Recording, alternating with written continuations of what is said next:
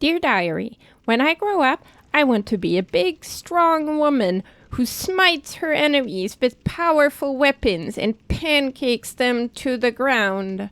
But right now I'm just a little undead, all shriveled and puny. Do you think I can ever achieve my dreams? Why, yes. Yes, you can. And in this video, I want to explain to you the first steps you need to take to transform from this guy into that guy. One of the most popular strength-based weapons for beginning players is the Zweihander, which you can find right at the start at Firelink Shrine, amidst some of the tombstones guarded by the annoying respawning Skelly Man in the cemetery.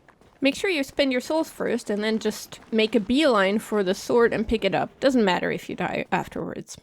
Because of its stat requirement of 24 strength, you might have to spend a few level ups before you can actually wield it. Its hits are slow but heavy and will often stagger if not just plain pancake your enemies to the floor, which is the reason why it is so very popular with beginning players. Personally, I'm not super fond of it because it is so very slow, but it has helped many a struggling player through areas by just brute forcing their way through the enemies. A solid choice for a beginner. The next option is the Drake Sword. It's somewhat clunky to get, requiring you to buy a few things in preparation. First up, get yourself a bow and some arrows from the undead merchant in the undead burg. Make sure to get at least 50 arrows for this. Also make sure that you actually meet the stat requirements to use the bow effectively. Next, go to the bonfire in the undead burg and climb up the ladder. You won't have access to it until after the second boss fight of the game. Once you're under the bridge, dispatch the 2 hollow soldiers and find a spot where you can have a good view of the dragon's tail. If you're online, you will probably find a friendly player's message alerting you to the correct spot. Then, equip your bow, two-handed, and use your L1 button in order to zoom and aim. Aim at the dragon's tail, the way I'm showing here, and fire your bow. If your arrow hits, you will hear a splashy sound, the dragon will roar, fly up to attack, and then fly back to sit down. Now, shoot another arrow. Rinse and repeat until you get a notification that you just obtained the Drake Sword. Congratulations, you just performed your first tail cut of the game. The Drake Sword is very popular with new players because of its insanely high damage. This can be deceptive, so you shouldn't stick with the Drake Sword for too long in the game. The reason for that is that even though it starts with insanely high damage, it has no stat scaling at all, meaning that no matter how many points you put in strength or dexterity, your damage output will not increase.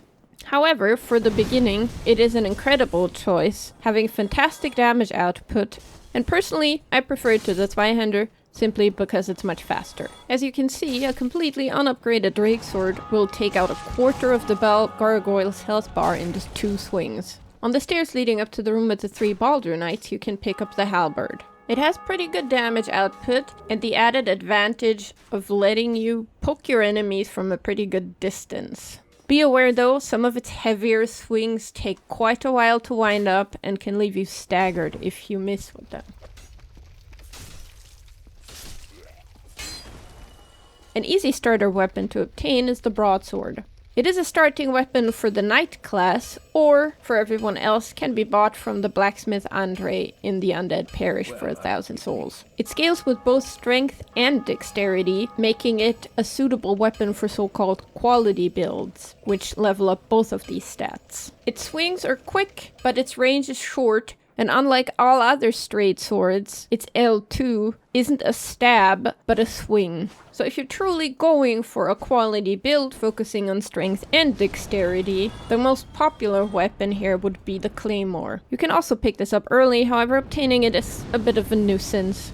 It's located on a body at the far end of the bridge with the Hellkite Drake. You need to cross the bridge without being killed before you can pick up the weapon. Once you do, it's absolutely worth it. This weapon has a really good moveset, scales fantastically with both strength and dexterity. It's not a straight sword like the broadsword, but rather a great sword. So its attacks are somewhat slower, but they hit harder, and its L2 is a forward stab. And trust me, there's plenty of opportunities in this game when you absolutely want to have the long stabby thing.